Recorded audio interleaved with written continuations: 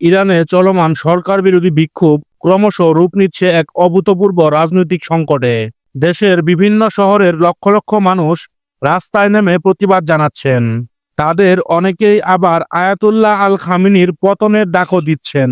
এবার বেশ জোরে সুরেই উঠছে সরকার বিরোধিতার স্লোগান। এই পরিস্থিতির মধ্যেই নতুন করে আলোচনার জন্ম দিয়েছে রাশিয়ার একাধিক কার্গো বিমানের রহস্যজনক তেহরান সফর। আন্তর্জাতিক পর্যবেক্ষক মহলে প্রশ্ন উঠছে, এটি কি ইরানি সরকারের শেষ মুহূর্তের প্রস্তুতি?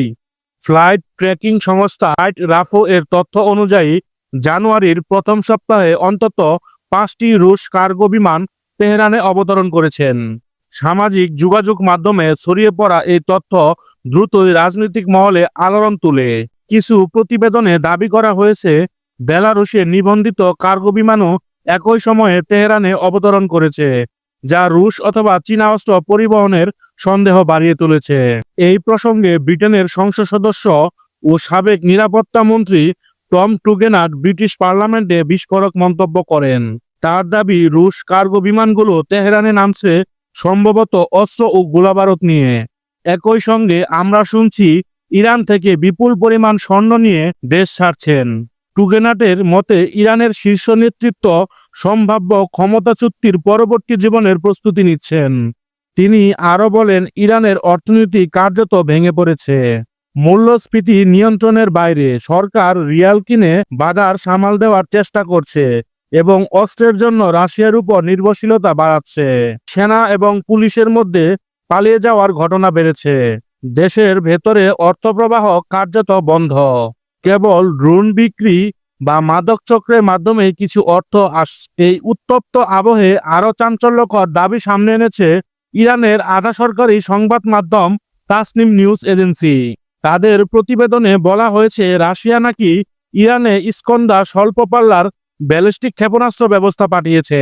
তবে 2023 সালে ইরানের উপর জাতিসংঘের ব্যালিস্টিক ক্ষেপণাস্ত্র সংক্রান্ত নিষেধাজ্ঞার মেয়াদ শেষ হওয়ার পর এটি হবে মধ্যপ্রাচ্যের সবচেয়ে বড় সামরিক প্রযুক্তিগত পরিবর্তন। বিশেষজ্ঞদের মতে এতে আঞ্চলিক শক্তির ভারসাম্য, প্রতিরক্ষা কৌশল এবং ক্ষেপণাস্ত্র প্রতিরোধ ব্যবস্থার বড় প্রভাব পড়তে পারে।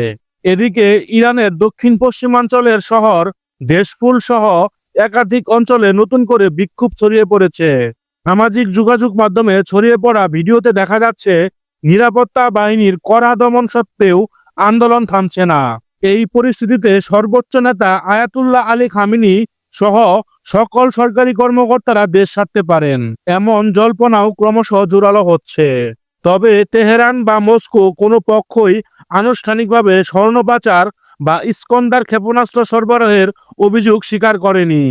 তবুও ক্রমবর্ধমান বিক্ষোভ, গোপন বিমান চলাচল এবং আন্তর্জাতিক নেতাদের মন্তব্য মিলিয়ে মধ্যপ্রাচ্যের রাজনীতিতে এক গভীর অনিশ্চয়তার ছায়া ঘোরাচ্ছে।